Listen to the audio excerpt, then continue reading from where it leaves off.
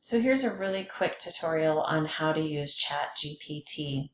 So here you see some different examples of some things that I can ask the chat bot. And I'm going to use this example.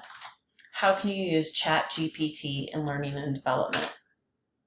So it's going to generate a response for me, and I'm going to see what it thinks. So it'll take a minute as it starts to generate this content for me.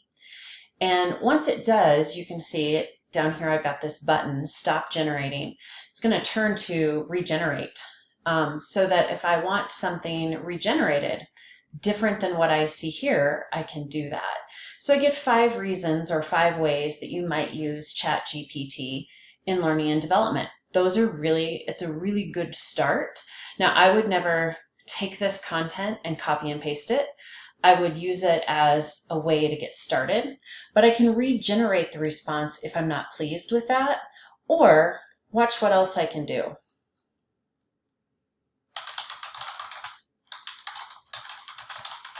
I'm going to ask it to make this response more concise. Then what it's going to do is it's going to regenerate it to make it more of a statement. Now the other thing I can do is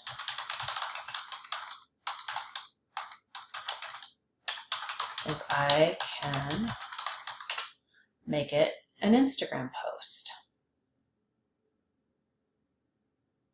Now I've got content and a caption that I can go then take and edit. Now again, I would not copy and paste this because the algorithms on social media are going to pick up on that.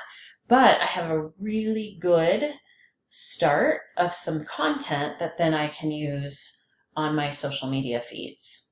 So that is just a really quick example of how you can do a chat, or how you can use ChatGPT, and how you can refine that even further.